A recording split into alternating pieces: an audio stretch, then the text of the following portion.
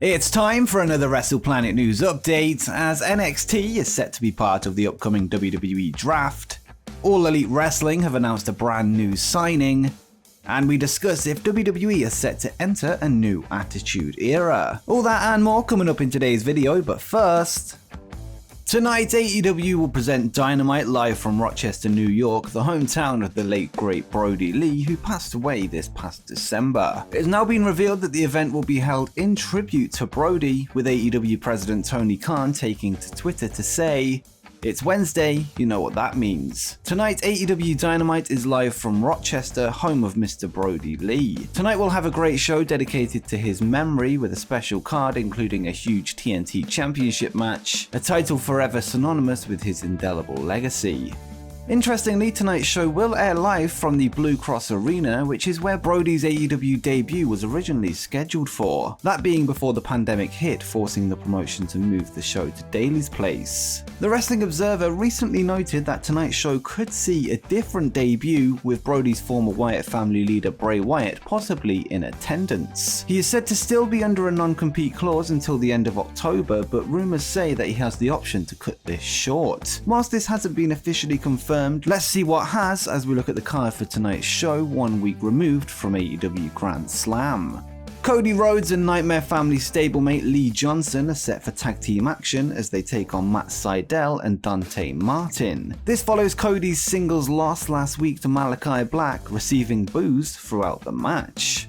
Penelope Ford and the Bunny continue their rivalry with Anna Jay and Ty Conti as they meet in tag team action, and it's worth remembering that Anna is still part of the Dark Order, a group that appears to still be fractured ahead of the show live from the Exalted One's hometown. If only there was somebody that could heal them. There's a very exciting men's division match booked when Adam Cole represents the Elite to take on Jungle Boy of the Jurassic Express. Interestingly, in recent interviews out of character, Cole has stated that he wants to wrestle the young up-and-comer Jungle Boy, and tonight he gets his wish. And finally, the AEW TNT Championship will be on the line as Miro defends against Sammy Guevara of the Inner Circle. Miro has been feuding with Sammy's best friend Fuego del Sol, with Sammy stepping in to help him. So it's just the 4 matches confirmed so far, but we will no doubt see some tributes to Brodie throughout the night. And let me know what you think. Is Bray Wyatt set to debut tonight in Rochester? Let me know in the comments down below. Next up, Alex Shelley appeared in an interview this week with Fightful and clarified his status with Impact Wrestling, where he returned last year. At Slammiversary 2020, Shelley would return alongside his Motor City Machine Gun tag partner Chris Sabin to defeat the Rascals. The duo were then scheduled to team up with Rich Swann to take on Kenny Omega and the Good Brothers at Hard to Kill, but one day before the show, Shelley was forced to pull out due to unavoidable circumstances. Alex would then reveal that his job as a physical therapy clinician had taken priority due to the ongoing pandemic. When asked about his relationship with Impact, he responded, "It's fine, I just don't work for them. I wasn't able to main event one of their pay-per-views, and that was when COVID numbers spiked, and due to my occupation outside wrestling, my company had restricted travel with new mandates and vaccines and so on and so forth. To be honest with you, I wasn't going to be wrestling for Impact much longer. We had not agreed to that, let's put it that way. Not that I have anything against them at all. I was so happy to come back, and I was so thrilled with my time there to wrestle the North." Despite being inactive for a number of months, Shelley would return to wrestling at the GCW Black Label Pro joint event 3 Cup Stuffed, where he dropped his BLP Midwest title to Tom Lawler. He is now scheduled to compete in MLW's prestigious Opera Cup, where he takes on TJP in the first round on October 2nd at MLW Fightland. Next, Game Changer Wrestling have announced a major AAA luchador is set to debut for the promotion at the upcoming War Ready event. Psycho Clown, who is one of the biggest names in Mexico, will be at the GCW show on October 23rd. Psycho is coming off the back of a Triple Mania main event win over Rey Escorpion, who he defeated in a mask versus hair match. He is no stranger to competing in the United States, having worked for promotions such as MLW and Impact Wrestling in the past. As of this recording, no opponent has been officially confirmed for the GCW show. All of GCW's upcoming shows are available using our Fight affiliate link in the description below, including a showdown between Jon Moxley and Nick Gage at Fight Club. Not only that, but the upcoming Bloodsport 7 event will be on there, which features Minoru Suzuki in an MMA Pro Wrestling hybrid event. This week, former Ring of Honor World Champion Rush spoke with Sports Illustrated following his recent knee surgery, which came after the ROH Glory by Honor show. Whilst the surgery was optional, Rush revealed that he was informed that if he didn't take action now, it would lead to more issues in the long term. He would discuss his decision to undergo the surgery and revealed how long he expected to be out of action and said, "Injuries are a risk for all of us every time we get into a ring. It wasn't the most difficult decision of my career when I heard the doctor tell me that if I didn't have surgery in a few years, there's a possibility I would make my situation worse and worse over time. So even though I did not want surgery, it is best for me. It is 8 months out of action, which pains me, but my knee will be 100%. That's why I opted for surgery. I wasn't even at 60%, but no matter what, I was going to defend my Ring of Honor championship. I needed to be brave and strong as champion. There was a price to pay for not giving the time or patience that my knee needed. I ended up making it worse, but I never stopped until I dropped the belt."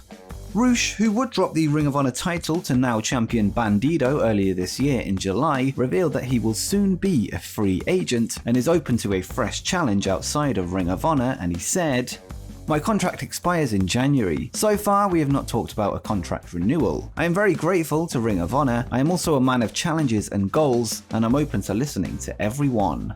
Rush will no doubt have many options available to him once he's recovered from injury, with him likely to return to action in mid-2021, by at which point his contract would have expired. And quickly, just before we continue, make sure you drop a like on the video as it helps me out a lot, and make sure you subscribe with notifications turned on so you don't miss any upcoming wrestling content as we head, hopefully, towards 100,000 subscribers. But now, let's press play on the video.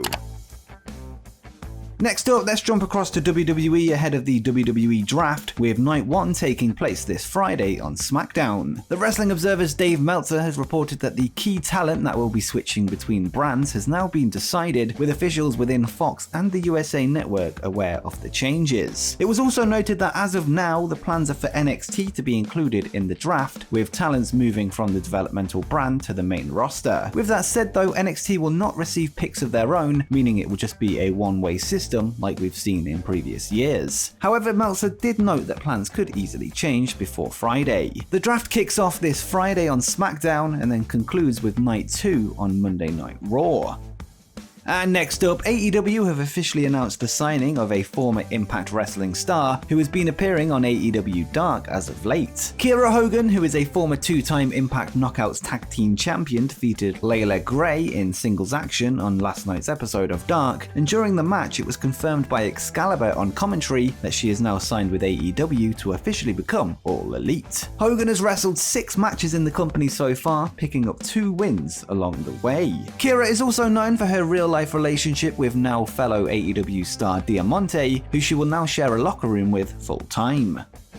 And finally, it seems that the NXT Attitude Era is upon us, following recent reports that WWE are looking for the brand to head in an edgier direction, with them receiving approval from the USA Network. On last night's show, several incidents took place that would not be considered PG, including an S-bomb from recent debutant and viral star Bron Breakker, as well as sex jokes in a segment involving Dexter Lumis and Indy Hartwell. This is a stark contrast from the initial expectations of the NXT 2.0 rebrand, which at first appeared to be heading towards a more kid-friendly direction, with the introduction of a colourful set and new logo. It'll be interesting to see if this edgy approach will eventually make its way onto the main roster, with NXT of course being a place to prepare not only talent, but new philosophies ready for the main roster. In recent years, we saw the beginning of the Women's Revolution take place on NXT television, this whilst the main roster took the women's division less seriously. The new approach towards the booking of female talent would eventually make its way onto Raw and SmackDown, so perhaps the new NXT will be the future direction of the main WWE shows. This seems even more of a possibility given reports that Vince McMahon and his main roster executives are more directly responsible for what happens on NXT going forward, perhaps in preparation for the new Attitude Era of WWE as competition from AEW continues to grow. Whilst this remains just a theory for now, we do know that NXT will be targeting the 18 to 34 demographic going forward. And before you go, make sure you check out my video where I discussed the secret wrestling returns of CM Punk before he showed up in AEW.